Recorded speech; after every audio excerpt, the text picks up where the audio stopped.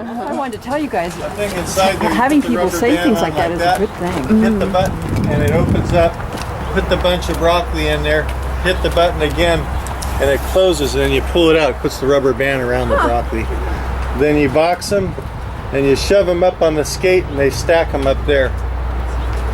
So it's all stacked in the front, and then you pick here. And this goes through the field, and it's four-wheel drive and four-wheel turn. So they all, the front and the back wheels turn, so you can turn kind of sharp in the field for such a big machine. So the raw produce goes here. Does it get washed or no? It just goes straight to packaging? It's pretty wet in the field anyway. Usually when you're picking it. But we'll have a bucket there also. Sometimes we put a couple buckets there if it's muddy, and there might get some mud on the heads, and you'll swish them around a little bit, and you'll box them. So somebody's picking here, putting it up here, then somebody standing over there doing the bunching? There's a guy standing here and one standing there. Right. And your boxes are right here. And the broccoli, you use these things here. The cauliflower, sometimes we wrap them. And so we'll take the box, these guys, what do? Yeah, we take this guy down and we put we hook the wrapper on here somehow. And you put the head inside, and you put tape on the bottom of it all in one motion, and you package them right here. Then you run them up over there. Yeah, but you could do it in the field the same way without. With lettuce, we pack right on the ground out in the field. Just cauliflower and broccoli and cabbage here. This thing here, he's rebuilt the drivetrain about 5 years ago, 6 years ago. And the other parties had for probably 30 years. This thing's probably made in 1950s, I want to say. Somewhere around there. 1950s? It's diesel. Gas goes there? No, diesel. Actually, it's really, it goes so slow you can hardly see it moving. It'll go real slow. You can drive out of the field fast, but it's geared real slow. So you, it creeps through the field. Yeah, because the guys are in the back and it drives itself in the furrow. So you don't need to. Yeah, so it drives itself.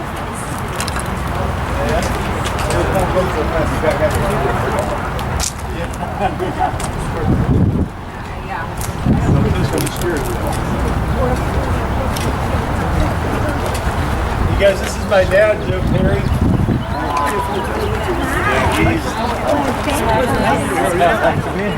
Fabulous operation. Hope you can get some on here. We're like farming. You can see there's mostly antique stuff. But they all work. And for a small farm like us, it works. Yeah. Always in the field too. My son's a big help. 12 years ago. Because I'm not in the computer age, you guys are. Perfect timing. Perfect timing, but I'm not very good at that. My wife is old-fashioned. But good job. She does it. You really know how to do that. My grandson, Anthony, was here. Anthony's around here. He's around. He's really a big help for us too. We're going to go list some ground now. Yeah, he's going to open up ground with the lister, yeah. Yeah, they make good heads. This is your big factor, huh? Yeah. Not like this. Yeah. How many of you guys can be farmers? Some young kids, a lot of young girls, I went down about 8 years old. Great questions. Great questions, you know. And I even said I would like to meet her again someday because I think she's going to go places.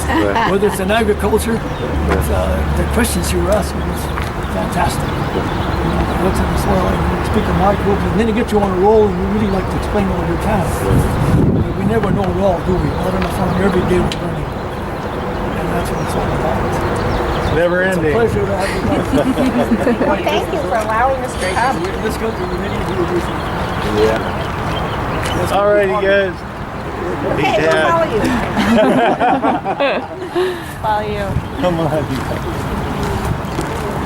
So this is your bed shaper under here? This here's the lister. This will bring up the rows. Okay. Okay, they make the ditches. So you have your hills. then the bed shaker comes after that. And so your mounds are up like that, then the bed shaker levels it nice and square and flat. Right. And it comes up. We'll have a look at that in a Okay. few minutes. And so yeah, we had to weld. One of our arms broke off on the other side on the lister here. And so we're taking care of that. So does somebody on site know how to weld? Is that like one of the farmers? Everybody. tools? Anthony knows. My dad. I Yeah. welded it. It's junkyard wars here, so we're always. Yeah. Oh, watch out, you guys. How do you guys manage to keep using the older tractors, and how does that fit into your whole? How do we use them? They're all part of the operation. They all have a job to do. That one there will cultivate, and it stays set up like that pretty much all the time in the back of that old H there. That's our spray rig. And this thing, so it sprays all the, all for our pesticides. There's the tank on it's called the DN. And that's all it does. Exclusively from that. This is one of our new tractors here that it does a little bit of everything. Loader for loading the gypsum. You have to spread compost and in the manure spreader. And those are cultivating tractors that are usually, they don't change the setup. They stay like for cutting lettuce, getting the lettuce ready to thin, because it cuts all the weeds in the side and between the beds. So you can have a kind of a look at it. You can see what the knives do. You can kind of get an idea.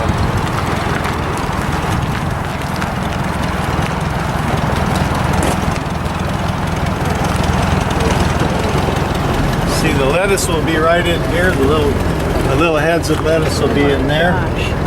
Like, there's no room for air here, folks. No. When you're going through that field, and You're driving and looking down from your seat and watching. You're watching this right here. Wow. This is your point is like right in the center of this shaft here. Is where you want to be. Okay. It's usually like probably this. He's probably looking at that to stay in the center, and your plants are in there. So you got to be these really. sweeps here cut all the they cut all the weeds, and these cut all the weeds, around the plants. My goodness. And that one there, these here cut right in the middle between the two bed between the two rows. So if you veer off a little bit, you just cut a bunch of plants. No texting while tractoring. No yeah. That's right. Yeah, it's all old stuff. So you have to really precisely lay out your beds. That's what I was thinking. Yeah. Equipment. Yeah. It's like we do this all the time, so it stays set up. We don't change it. We'll leave it for the whole season. This tractor's set up like this, and that's what's nice about. So it's always ready to go. So do you have? Because the distance is always the same. Yeah. So on the planting side, how do you get the distance the same so that this will match it? Well, that tractor right there, that old, it's called the Farmal C there. That's our lettuce planter. The red one right there. Yeah. And we put the planters in there, and it never moves. They're always on the gang in the back there, and we just put the seed pots in there, and they're always the same distance apart. Yeah, they're I think 12 inches from center, on center. The seeds go directly on the soil, or They go in. No, they go down about that far, about a half inch. You don't Direct seed on the lettuce. Oh, Lettuce is direct seed. Oh, interesting. That's why it's 60 days from the day we seed it. Wow. The day, actually, not the day you seed, but the day you irrigate. That's the day that the clock starts. Yep. So yeah. Is there a reason why you direct seed lettuce? It doesn't take much time in your field. 60 days is nothing. Where the cauliflower is like 92, 95. So we started in there so it don't tie up your ground. Otherwise, we direct seed it out in the field, but it would be there forever. You'd have your ground all tied up. Right. Right. So That's true. So how do you balance between a less than 100% germ rate and whether you have to go back and thin? we plant on the cauliflower. We'll plant a little bit extra. The cauliflower, I mean, I get that, but how about with the direct seeding on the lettuce? Direct seeding, We plant there's a seeds dropped every 3 inches. Okay. And you thin it out to about 8 inches. Okay. So you've got to waste, Yeah. you're cutting plants out about every, Okay. two plants out of the Got it. middle there Yeah. to get your gap. But it drops the seed every 3. Taking them out or Thinning, yeah, it's like you're thinning them out to stand, they call it, where what you want it to be when you're all finished. Yeah. Like they should be like 8 inches apart, maybe 9 inches on romaine, and 7 inches on say romaine hearts. If you want hearts, you plant them closer together so that they're narrow. You can see how romaine hearts are in the store. You plant them tighter together, you bunch them. But you pull out the ones in between, and that's called thinning. You're thinning out the culls. Not only the weak plants you thin out, but you thin it to the right gap, so it gives the plant room to grow. and the wood plants are just the compost. They're dead. They stay there. They die. They wither up and die right there. And you get the weeds while you're at it. You're weeding also. Yeah. So most of the weeding is done with this setup here. Yeah. And between the plants, it's done by hand. Yeah. That's how you. And those between the plants is what you were talking about, advanced technology. Yeah, it'll actually. Now this is obsolete. I mean, a lot of these new machinery, they go in here like this instead of just leaving the plant in the center. They go in and they thin it and weed it. Like this. These blades, they spin around real fast, and they cut them. So what's the difference? You said something and I didn't quite catch it. When you're talking about direct seeding the lettuce, you said something about the seed pod or something. I mean, what's the difference between seeding with that machine and direct seeding if I'm just doing it out in my Same raised thing. beds? It's the same. Only you're direct seeding. If you put the seeds in the ground, that's direct seeding. Yeah. And it's the same. Spacing here with the Well, machines, I'm wondering, I go over and sprinkle 1/8 of an inch of soil over the top. I don't know if you bother to do that or not. Well, what it does when we It plant like jams the seed in the ground. Yeah, there's a shoe that opens the ground up. The seed falls in, and then the dirt comes back and closes on it, and so that it's buried. It stays down. It does it in one motion. It germinates by light, though. You keep it really superficial to seed. You're down about a half inch on the lettuce seed. Wow. Yeah, about 11, and the seed, the lettuce seed looks kind of like a paisley, but we buy our seed coated. So it's a round, looks like a BB. And it's like a kind of a yogurt type coating on it, and it melts when we water. It melts the coating on it, and but it allows a lot more control than little light seeds that stick together. And, I want to get some of those. Yeah, pelleted. Yeah, cool. Pelleted, okay. That's the way to do it. Yeah. And does that deter birds too? What's the name of the seed?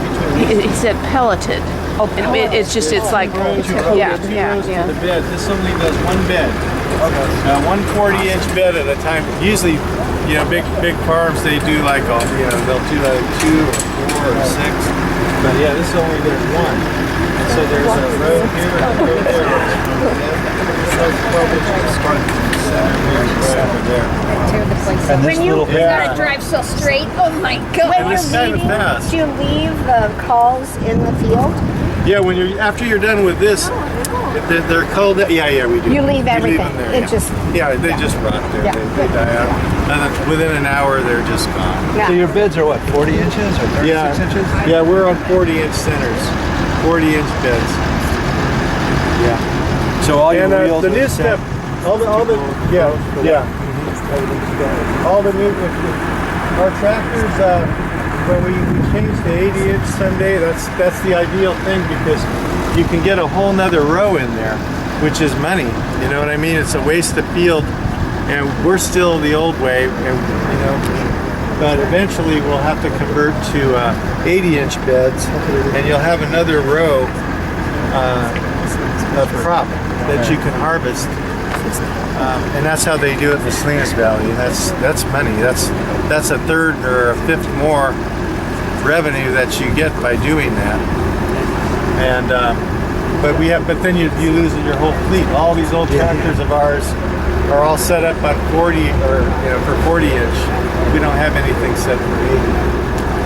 So yeah, it's another big expenditure. This is a plow here that we're trying out.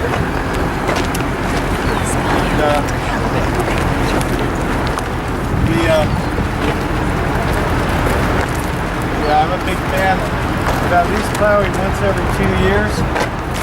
And you'll notice the little plow there and then the big plow. The little one in the front will throw the ground over.